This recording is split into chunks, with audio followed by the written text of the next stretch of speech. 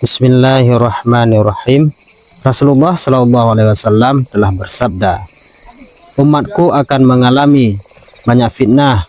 Fitnah terbesar adalah ketika Al-Mahdi datang, maka orang-orang beriman akan bergembira, tetapi orang-orang munafik akan kebingungan dan menentangnya.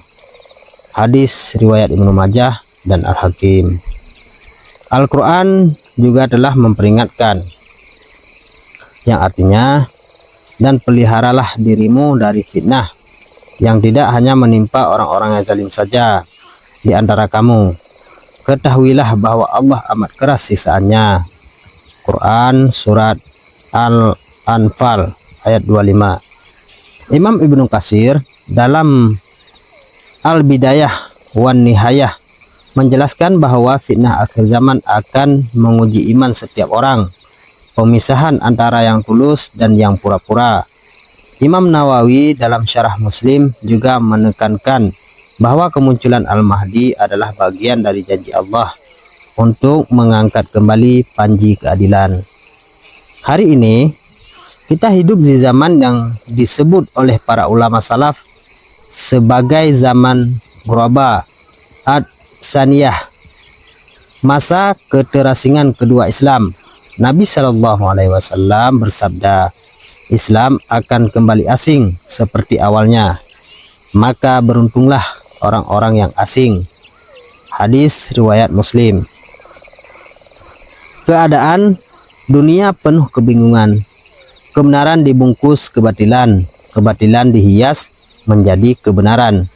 Dalam kondisi ini, Allah memberikan isyarat kepada hamba-hambanya yang tulus lewat ru'yah sadikah atau mimpi yang benar. Muhammad Qasim dengan mimpi-mimpinya yang konsisten menggambarkan skenario besar akhir zaman, ujian umat, dan peranan Al-Mahdi. Mimpi-mimpi ini sesuai dengan isyarat hadis dan asar ulama sebagai tanda-tanda peringatan dan persiapan. Majelis Gaza memilih jalan uzlah bukan untuk lari dari dunia, tetapi untuk membersihkan hati, memutus ketergantungan dari hawa nafsu, dan menyiapkan diri menghadapi gelombang fitnah.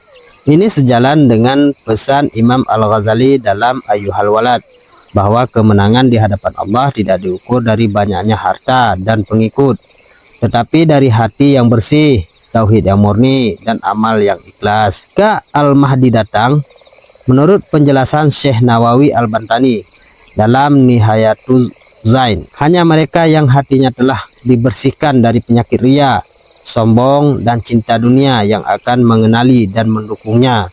Sedangkan hati yang tertutup akan bingung, menolak, bahkan memusuhinya.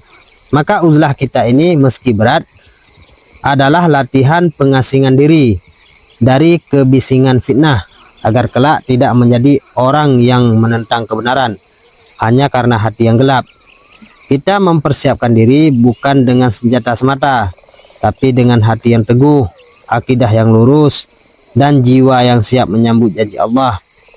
Allah Subhanahu wa Ta'ala berfirman, yang artinya, wahai orang-orang yang beriman, bersabarlah, kuatkanlah kesabaranmu, dan tetaplah bersiap siaga, serta bertakwalah kepada Allah agar kamu beruntung.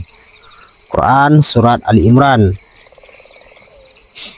Penutup, wahai saudara-saudaraku, ujian terbesar bukanlah kelaparan atau peperangan, tetapi ketika kebenaran datang dan hati kita tidak mengenalinya. Maka jagalah hati, luruskan niat, dan ikatlah diri dengan jamaah yang benar. Semoga Allah menetapkan kita termasuk golongan yang bergembira ketika janji Rasulullah Sallallahu Alaihi Wasallam itu tiba. Assalamualaikum warahmatullahi wabarakatuh.